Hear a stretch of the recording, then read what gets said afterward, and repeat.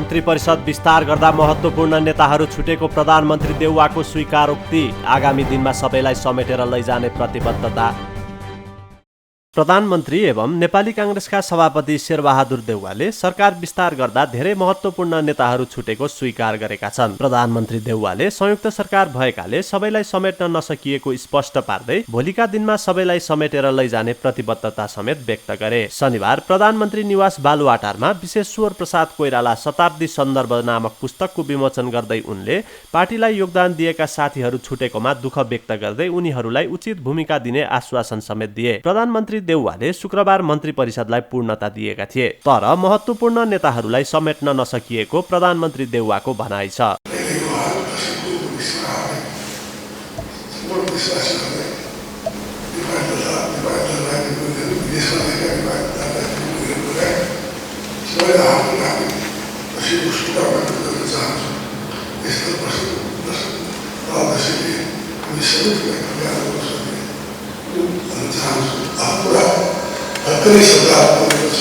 कार्यक्रममा प्रधानमन्त्री देउवाले school of democracy America शाखाले प्रकाशन गरेको सो पुस्तक बीपी बारे जान्न खोज्ने सबैलाई उपयोगी हुने विश्वास समेत व्यक्त गरे। मन्त्रीमण्डल विस्तारमा न्यायालयलाई भागभण्डा नगरिएको माओवादी अध्यक्ष दाहालको दाबी। हमाल काङ्ग्रेस कोटाबाट मन्त्री बनेको भनाई। नेकपा माओवादी केन्द्रका अध्यक्ष एवं पूर्व प्रधानमन्त्री पुष्पकमल दाहालले मन्त्रीमण्डल विस्तारमा न्यायालयलाई भागभण्डा नगरिएको दाबी गरेका छन्। प्रेस सेन्टर चितवनले भरतपुर विमानस्थलमा शनिबार गरेको पत्रकार भेटघाटमा उनले प्रधान न्यायाधीशलाई पनि मन्त्री परिषदमा भाग दिइएको भनिनु पूर्ण रूपमा गलत भएको बताएका हुन्। गजेन्द्र हमाललाई काङ्ग्रेसको कोटाबाट मन्त्री बनाइएको दाबी समेत अध्यक्ष दाहालले गरे। अध्यक्ष दाहालले हमाललाई मन्त्री बनाइएको विषयमा होहल्ला गर्नु आवश्यक नरहेको पनि बताए। कांग्रेसको पहिलाको अध्यक्ष नै हुनुहुन्थ्यो, नेपाली कांग्रेसकै कोटाबाट मन्त्री हुनुभएको छ। यो हल्ला गर्नु चाहिँ आवश्यकै छैन। जब नेपाली कांग्रेसले आफ्नै मान्छे हो आफ्नै कोटाको मन्त्रीको रूपमा ल्याइसकेपछि त्यसलाई यता हो र त्यता हो होइन। सांसद नभएका मन्त्री बनाउने संविधानमै व्यवस्था छ।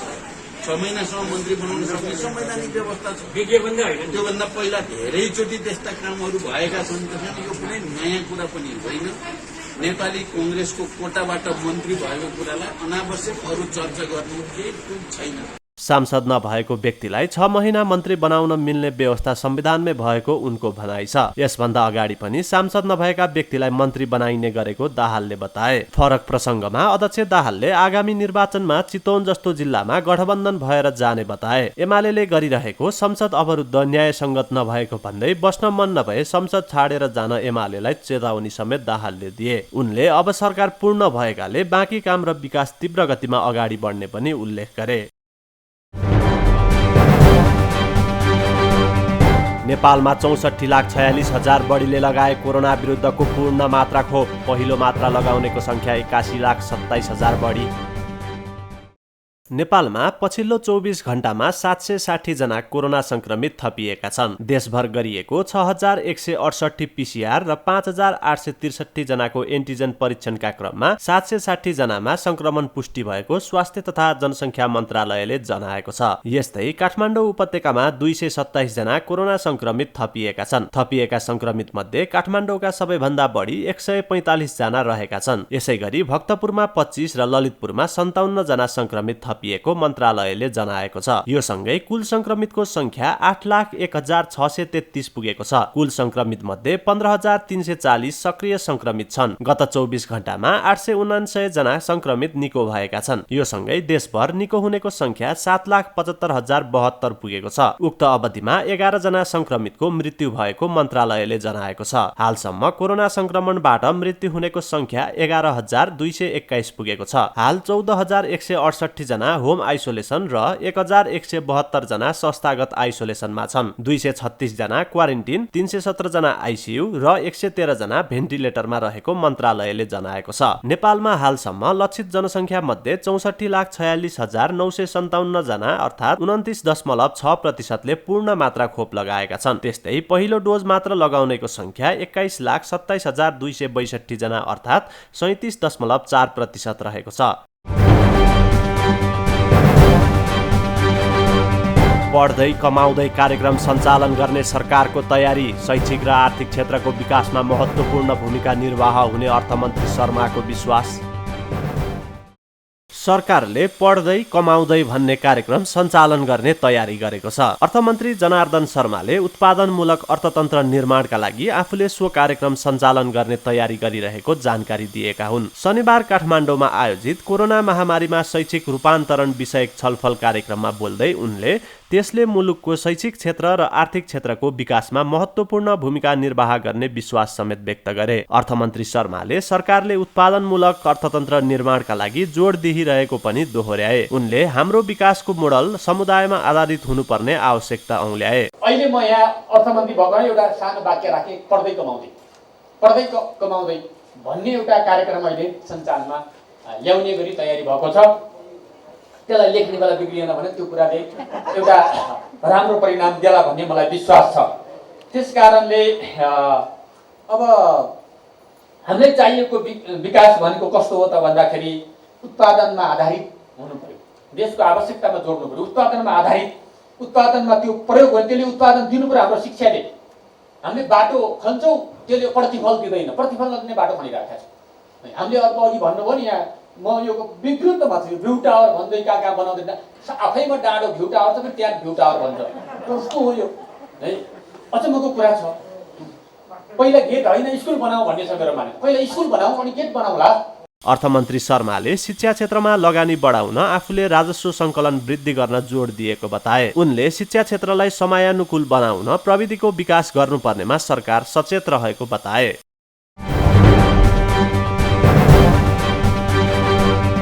लगानी बोर्डद्वारा 2 जलविद्युतको 73 अर्ब लगानी स्वीकृत, माथिल्लो कर्णाली अध्ययन गर्न समिति गठन।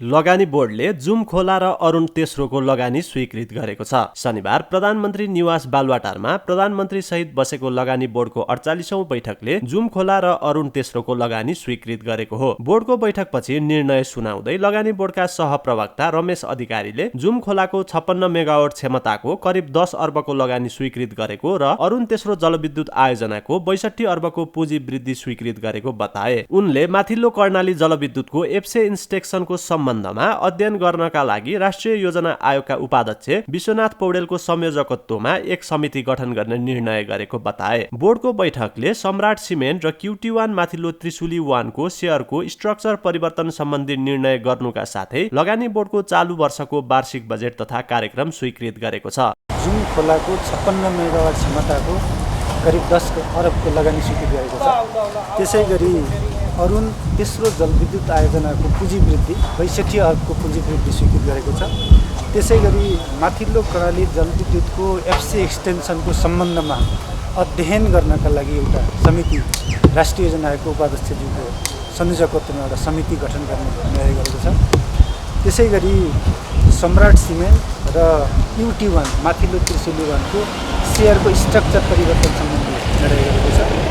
त्यसै गरी लगानी बोर्डको चालु वर्षको वार्षिक कार्यक्रम बजेट तथा कार्यक्रम स्वीकृत गरेको छ भने हामीले 10औं वार्षिकोत्सवको जुन मनायौँ हामीले भाद्र 23 गते, त्यस अवसरमा भएको जुन फेलिसिटेसन, हामीले जुन चाहिने फाइनेन्सिङ इन्स्टिट्युसनहरू डेभलपरहरूलाई जुन सम्मान गरेका थियौँ त्यसलाई स्वीकृत गरेको छ भने लगानी बोर्डको लेटर हेड, लगानी बोर्डको चाहिँ लोगो लगायतको स्वीकृत गरेको छ। आज चाहिँ कस्तो भयो भने अब लगानी बोर्डले चाहिँ जुन कार्य गरिरहेको छ त्यसलाई चाहिँ मन्त्रालयहरू र लगानी बोर्डको समन्वयलाई अझ सुदृढ गराउने गरी र लगानी प्रवर्धन गर्ने र लगानी गरिएको कुरालाई चाहिँ जस्तै विद्युत क्षेत्रमा हामीले लगानी गर्दाखेरि त्यसको खपतको योजनासहित अगाडि बढाउनु पर्ने विषयमा छलफल भयो।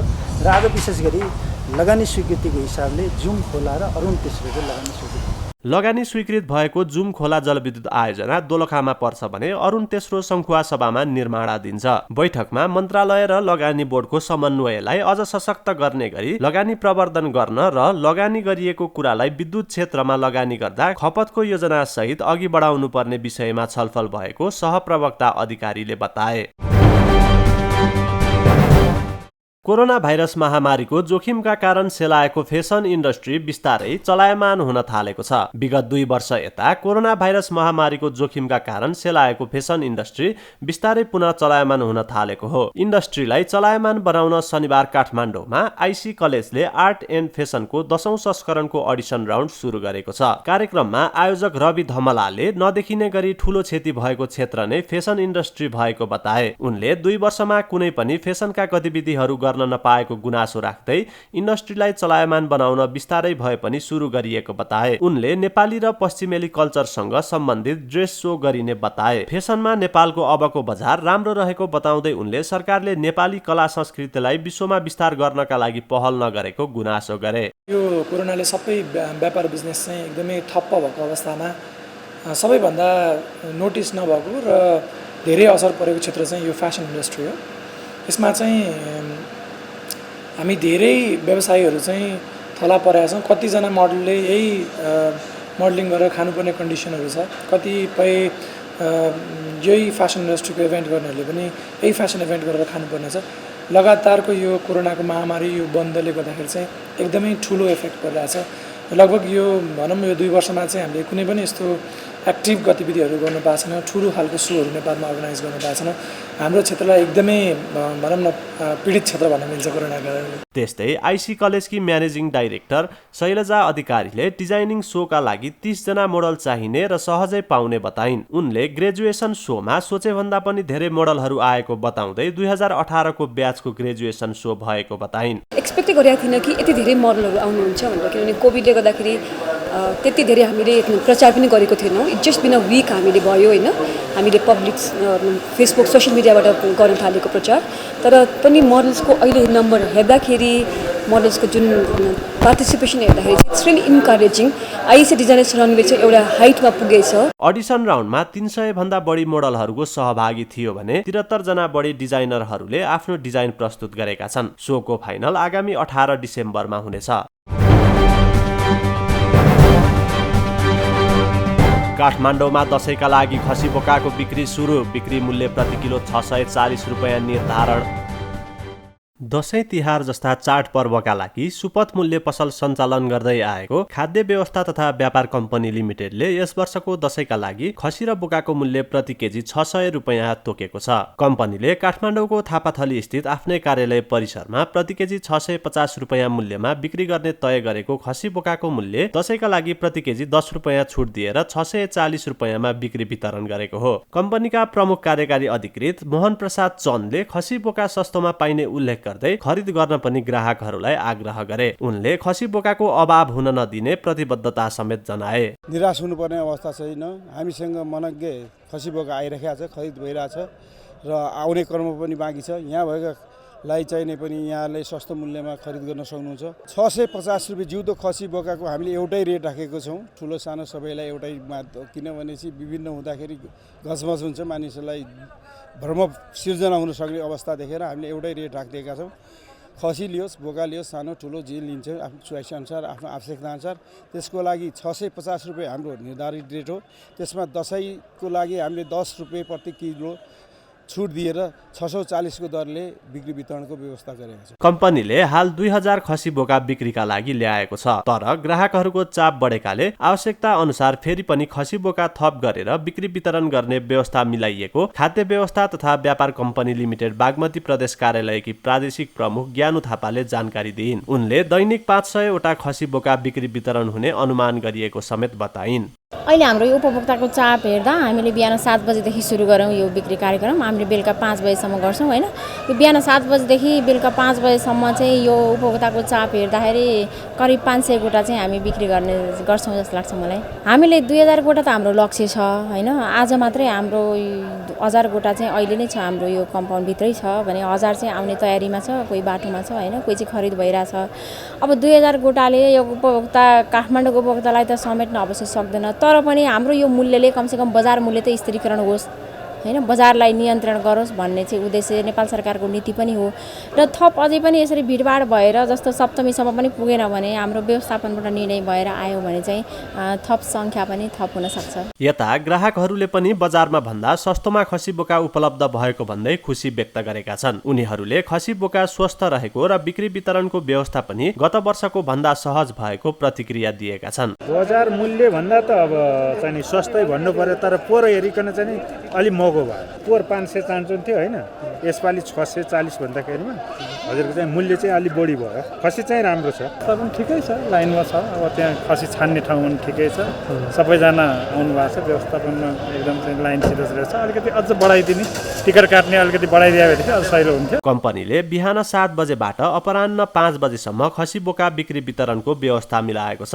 कम्पनीले यस वर्ष कोरोनाका कारण चीनबाट च्याङ्रा भने भित्र्याउन नसकिएको स्पष्ट पारेको छ। कम्पनीका प्रमुख कार्यकारी अधिकृत चन्दले ग्राहकहरूले उत्साही ढङ्गले खसी बोका खरिद गरिरहेको बताए। उनले बजारमा भन्दा सस्तोमा पाइने हुनाले ग्राहकहरू कम्पनीमा खरिद गर्नका लागि उत्साहका साथ आउने तर्क समेत गरे। कम्पनीले यस वर्ष दाङ र मकवानपुरबाट खरिद गरेर खसी बोका ल्याइएको पनि जानकारी गराएको छ।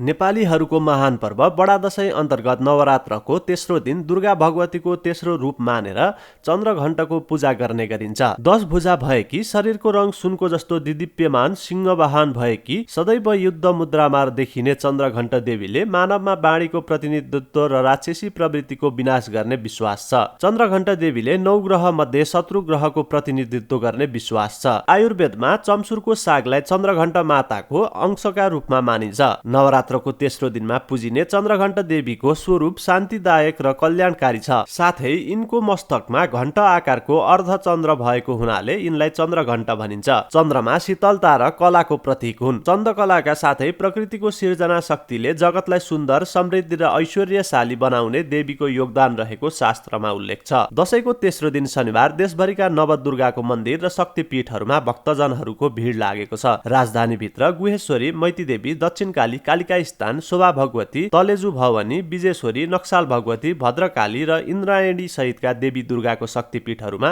दर्शनार्थीहरू बढेका हुन्। उपत्यका बाहिर धरानको दन्तकाली, भोजपुरको सिद्धकाली, ताप्लेजुङको पार्थिभरा, गोरखाको मनोकामना लगायतका शक्तिपीठहरूमा भक्तजनहरूको भिड लागेको छ।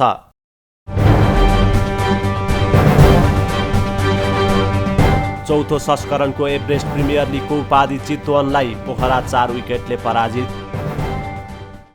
चितवन टाइगर्सले चौथो संस्करणको Everest premier league EPL T20 क्रिकेटको उपाधि जितेको छ। टियु क्रिकेट मैदानमा शनिबार भएको फाइनल खेलमा पोखरा राइनोजलाई 4 विकेटले पराजित गर्दै चितवनले उपाधि जितेको हो। चितवनले पहिलो पटक EPL को उपाधि जितेको हो। उपाधिसँगै चितवनले 50 लाख प्राप्त गरेको छ। उपविजेता बनेको पोखराले 15 लाखमा चित्त बुझाएको छ। पोखराले दिएको 112 रनको लक्ष्य चितवनले 15 ओभर 5 बलमा 6 विकेट गुमाएर पूरा गर्यो। चितवनको जितमा भीम सार्कीले 63 रनको अर्धशतकीय इनिङ्स खेले। दिलीप नाथले 18 रन जोड्दा राजेश पुलामीले 14 रन बनाए। यसअघि टस हारेर पहिले ब्याटिङ गरेको पोखराले 17 ओभर 5 बलमा अल आउट हुँदै 111 रन बनाएको थियो। पोखराका लागि असेला गुणारत्नेले सर्वाधिक 34 रन बनाए। पोखरालाई सस्तैमा रोक्न चितवनका कमल सिंह ऐरीले 4 विकेट लिए। उनले 20 रन मात्र खर्चिए। यस्तै करिम जनत र सेकुक गेप प्रसन्नले 2-2 विकेट लिए। सोमपाल कामी र सागर ढकालको नाममा 1-1 विकेट रह्यो।